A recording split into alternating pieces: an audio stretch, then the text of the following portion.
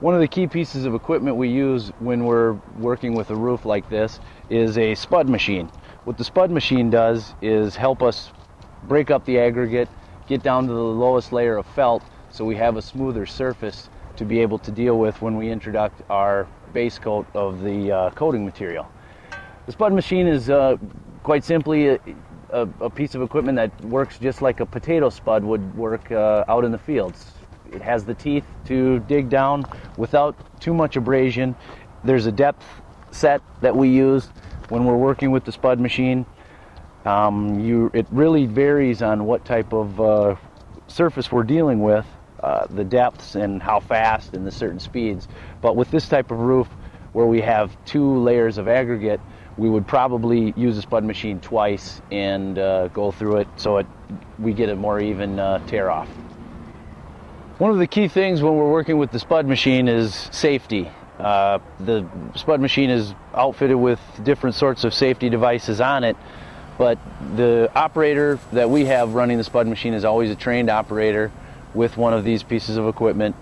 We always run it with hard hats, we always run it with safety glasses, and we always have to wear ear protection because of the noise level. This in particular is a drive-through of a bank. So we have the inlet tubes of each of the drive-throughs that we have to use hand tools around.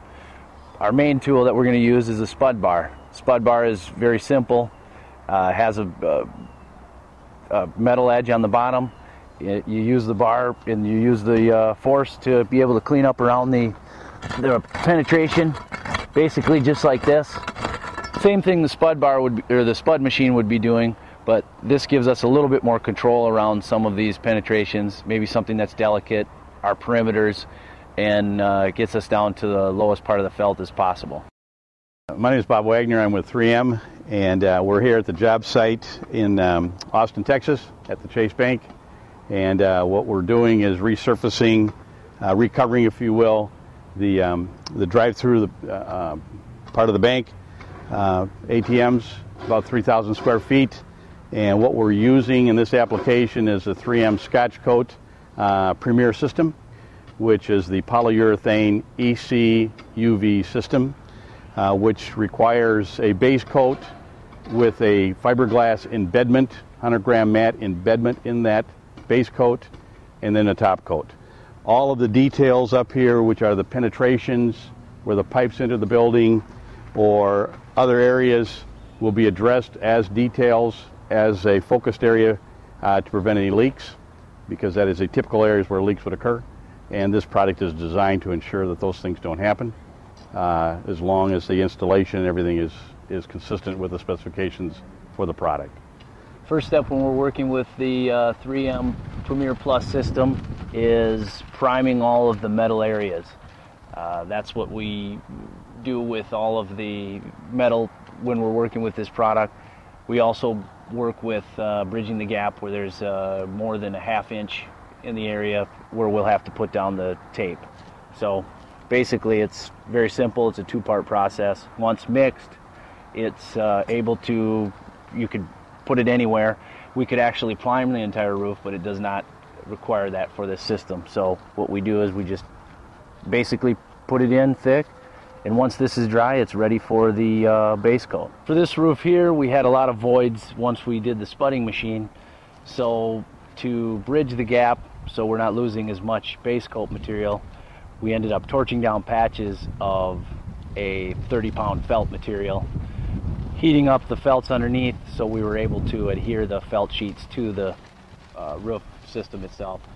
Probably in this roof, we probably used about 30%. When we're dealing with gaps that are larger than a ½ inch with the Premier Plus system, 3M has a tape that we use. We use it for also seams, but in this particular situation we have a gap in between the metal and the substrate of the roof, so we're just going ahead and using this here. It needs to be primed first, and then once the primer is dried, we can apply the tape. Once the tape is applied, you can apply the base coat. It does not have to be primed again. Here you see we have a void in the roof. What we're going to do is we've prepped it. We've readied for priming the metal area and we've taken care of any areas that have the large gaps with the tape.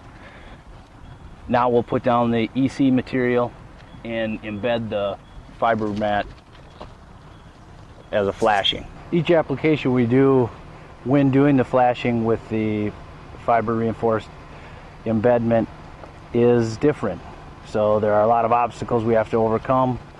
May have to do it in about as many parts as it takes to make sure we encapsulate the area with all of the fiberglass embedment. So in this particular situation, Sabino has to deal with the main pipe area, and then also there is an outlet with conduit coming through, so he's going to have to run 2 patches over top of that. Generally we'd cut the patch, go around the area, and then work with the encasement coat for the base coat, but since we have some high winds, it helps hold it down a little bit more. When dealing with our flashings, it's pretty consistent that we use traditional methods that we would use for any other type of roofing application that we do. Generally there are voids that are very similar to this that we use the flashing material for a TPO roof, an EPDM roof, a modified roof. This would be the same technique we would use for those applications also. Now what Sabino's doing here is finishing off the top of the patch with his flashing all the way around the pipe. The main thing you want to be sure of is having all of the corners secured, hit your angle change where the difference in the pipe is. Although you can already see he's dealing with fiberglass that he has up top, he's making very sure that he pushes into the angle change here. We want to make sure that there's no gap for air pockets. You can see where he's taking care of the corner. We already have 2 layers of fiberglass underneath, so that area is obviously extremely reinforced. Every corner area is. Once finished, every single piece should look like a molding of the flashing we went over. Should be fully encapsulated, should be plenty of material in the embedment of the fabric.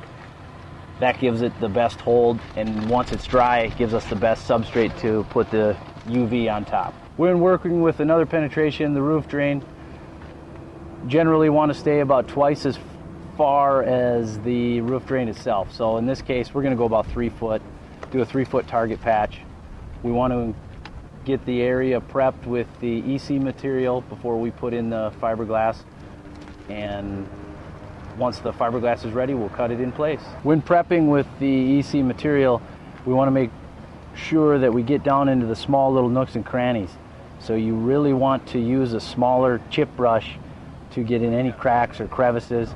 Some of these drains have a gravel stop, which this one does from the previous roof system.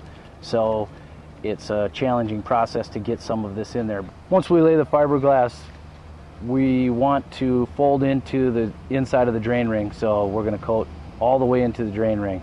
Want to be very generous on the inside, so once we cut it in, our laps fold straight down over top of the drain ring. Okay, now it's just as simple as getting the patch straight over top of the drain ring itself. There may be areas that we didn't get with the coating embedment first. We'll get them as we put the patch on. Since the edge metal here was from the existing roof, with this system we want to make sure we prime any metal area that we come in contact with our base coat. So quite simply, we just did about a 3-inch patch all the way around with the primer material. We're ready to go for our UV top coat. As you can see here, for the initial application, we're using the EC material along with the fiberglass embedment, the 100 mat. What we do is we roll out the EC material, roll in the mat, and then encapsulate the fiberglass mat. Once our base coat is finished and prepped, we apply the top coat.